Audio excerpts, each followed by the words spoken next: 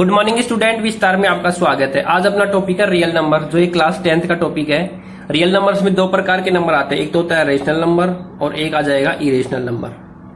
तो rational number तो क्या होता है ये अपन पढ़ चुके नंबर सिस्टम में, लेकिन मैं फिर से रिपीट कर देता हूँ। रेशनल नंबर में क्या आ जाएगा, एक ऐसा नंबर जिसको P अपॉन Q की फॉर्म में लिख सकते हैं, जहां पे Q is not equal to 0, यानी कि any number that can be represented in P upon Q form where Q is not equal to 0 and P and Q are integers is called rational number। जैसे 1/3, 5/8 ये सब क्या है, rational number है। ऐसे irrational number क्या होता है, any number that can not be represented in P upon Q form, यानी कि ऐसा नंबर जिसको P अपॉन Q की फॉर्म में नहीं लिख सकते, वो क्या कहलाता है, इरेशनल नंबर। ठीक है, जैसे √2, √3, √5। और साथ ही साथ मैं आपको बताना चाहूंगा कि जो अपनी नंबर लाइन होती है उस पर हर एक पॉइंट एक यूनिक रियल नंबर को रिप्रेजेंट करता है, यानी कि any point on A number line represent था। तो यहां पे मैं लिख देता हूं, any point on A number line represent the unique, any point on A number line represent the unique real number, unique real number को रिप्रेजेंट करेगा। और अगर दूसरी लैंग्वेज में कहना चाहूं तो क्या आएगा, कोई भी रियल नंबर लाइन पे क्या बताता है, एक यूनिक पॉइंट बताता है। यानी कि जो भी रियल नंबर होगा ना, वो सिर्फ नंबर लाइन पे एक ही पॉइंट होगा, यानी हर एक पॉइंट क्या बताते हैं, नंबर लाइन पे रियल नंबर को बताते हैं। इतना समझ में आ गया। इसके बाद भी जो क्लास 10th में जो रियल नंबर्स पे जो टॉपिक है, उसमें फर्स्ट वाला है टॉपिक यूक्लिड डिवीजन एल्गोरिथम। क्या है, यूक्लिड डिवीजन एल्गोरिथम और यूक्लिड डिवीजन। तो पहला अपना टॉपिक है यूक्लिड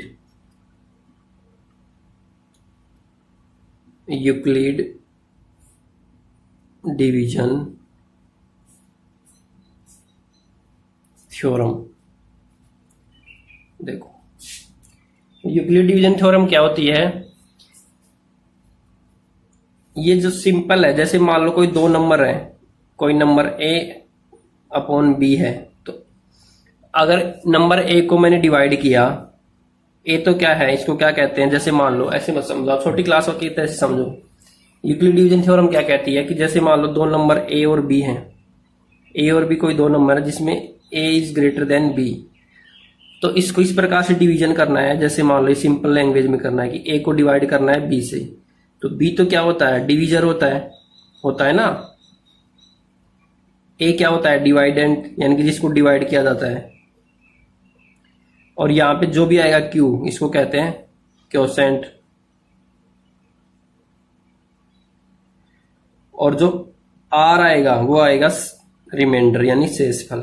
ये समझ में आया। यानी कि A को B से इस प्रकार से डिवाइड करेंगे कि क्वोशेंट तो Q आए और रिमाइंडर R आए, और वहां पे जो R आएगा वो आएगा B से हमेशा छोटा। तो वो क्या कहलाती है, यूक्लिड डिवीजन एल्गोरिथम कहलाती है। तो जब भी दो नंबर को डिवाइड करते हैं, तो जो A तो होता है, जिस नंबर को डिवाइड करते हैं वो तो होता है डिवाइडेंड, यानी वो तो होता है भाज्य, वो तो क्या होता है, भाज्य। और जिससे डिवाइड करते हैं वो होता है भाजक, यानी डिविजर होता है। और ये आता है भागफल, आता है ना, और ये आता है शेषफल, रिमाइंडर यानी शेषफल। इतना क्लियर है।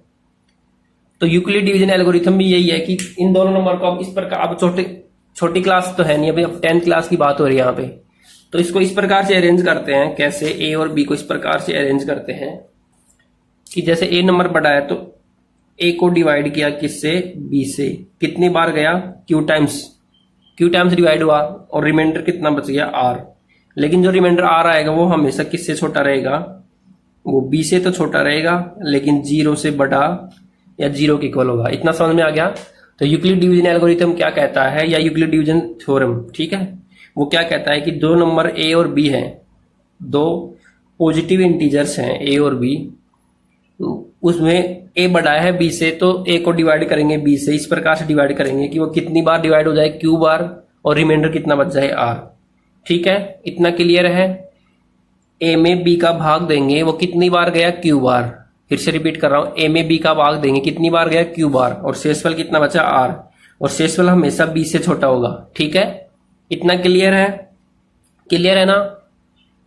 तो इसका यूज क्या होता है? इसका यूज ये होता है, अपने यहाँ पे एचसीएफ निकालने के लिए यूज लेंगे। तो सबसे पहले अपन कुछ एग्जांपल ले लेते हैं, जैसे 17 और 6 है।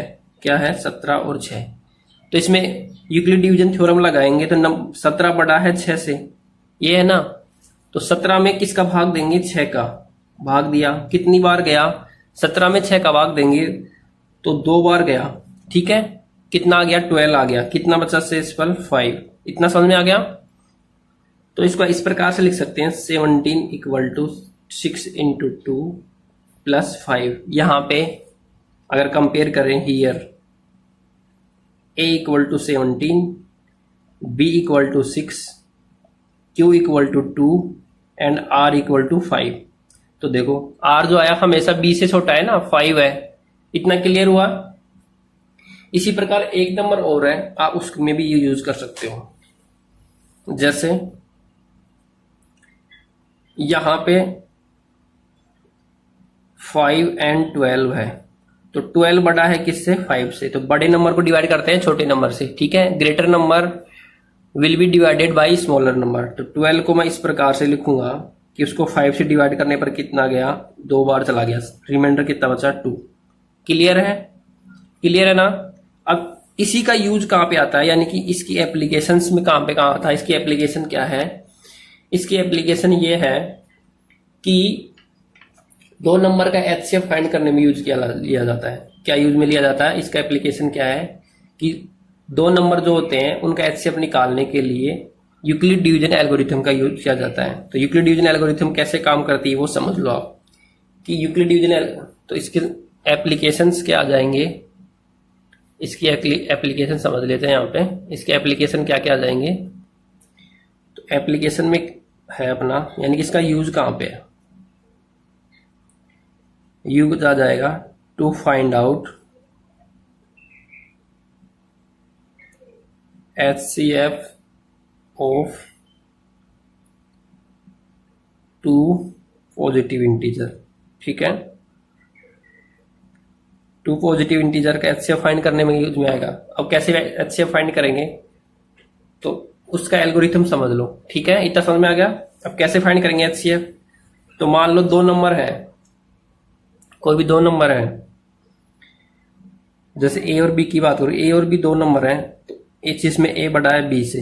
ठीक है, सबसे पहले ए को डिवाइड करेंगे बी से। कितनी बार डिवाइड हुआ? Q bar. रिमाइंडर कितना बचा? आर। अब यहां पे इफ आर बराबर 0 आ जाए, देन एचसीएफ इक्वल टू हो जाएगा बी। इतना क्लियर है? Case first. केस सेकंड में क्या हो सकता है? If R equal to not 0। ठीक है, R is not equal to 0। R अगर 0 की इक्वल नहीं हो, देन क्या करेंगे? Then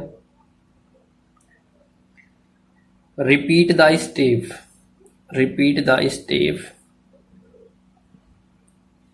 for B and R. B and R के लिए रिपीट करेंगे। कैसे रिपीट करेंगे? देखो, यानी कि इस बार बी को डिवाइड करेंगे आर से, यानी कि मैं ऐसे लिखूंगा, बी इक्वल टू लिखूंगा, अब यहाँ पे आर लिखूंगा। कितनी बार गया? मान लेते हैं सी टाइम्स चला गया। रिमाइंडर क्या बच गया? मान लेते हैं एस रिमाइंडर बच गया। क्लियर है? फिर से मान लो, अब रिमाइंडर एस फिर से 0 नहीं आया। इफ एस इक्वल टू 0 आ जाएगा, देन एचसीएफ इक्वल टू क्या आ गया? आर। फिर 2 केस बन जाएंगे दूसरे में। अब if S not equal to 0, then repeat करेंगे, फिर से रिपीट करेंगे। किसके लिए?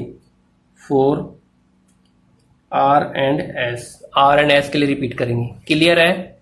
अगर एस इक्वल टू 0 आ जाए, यानी कि सेकेंड वाली स्टेप में रिमाइंडर 0 आ जाए, तब तो क्या आ जाएगा? एचसीएफ आर आ जाएगा। अगर रिमाइंडर 0 नहीं आए तो फिर से रिपीट करेंगे स्टेप को। किसके लिए? For R and S. यानी कि अब आर इक्वल टू हो जाएगा एस, और मान लो डी टाइम्स जा रहा है और रिमाइंडर बच रहा है टी। क्लियर है? तो ऐसे रिपीट करते जाएंगे। कब तक रिपीट करेंगे? जब तक रिमाइंडर 0 नहीं बच जाए। जहां पे रिमाइंडर 0 आ जाए तो वहीं पे एचसीएफ कैलकुलेट हो जाता है। तो जिस तो एचसीएफ क्या हो जाता है, जिसका भाग देने पर रिमाइंडर 0 आ जाए, यानी कि जिससे डिवाइड करने पर रिमाइंडर 0 बन जाए, वो ये हो जाता है अपना एचसीएफ। क्लियर है। अब यहाँ पे अपन एक क्वेश्चन से समझ लेते हैं। किससे समझ लेते हैं, एक क्वेश्चन से समझ लेते हैं। तो देखो एक क्वेश्चन ले लेते हैं अपन, ताकि अपन को अच्छे समझ में आ जाए। तो अपनी एनसीईआरटी का एक एग्जाम्पल लिखिए। एग्जाम्पल है 4052 एंड 12576। इसमें इन दोनों का एचसीएफ फाइंड करना है, किसका यूज करके, यूक्लिड डिवीजन एल्गोरिथम। ठीक है, यूक्लिड डिवीजन एल्गोरिथम का यूज करके एचसीएफ फाइंड करना है। तो सबसे पहले मैं चेक करूंगा कि बड़ा नंबर कौन सा है। तो यहाँ पे 12576 इज ग्रेटर देन 4052। क्लियर है।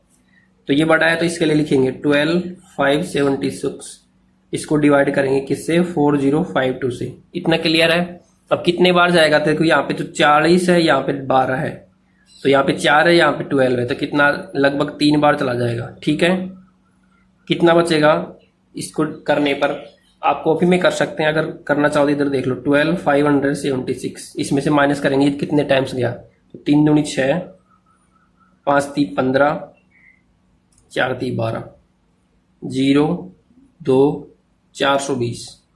क्लियर है। कितना बच गया, 420। क्या रिमाइंडर 0 आया, क्या नहीं आया ना, नहीं आया तो फिर से रिपीट करेंगे। नाउ 4, अब किसके लिए, 4052 एंड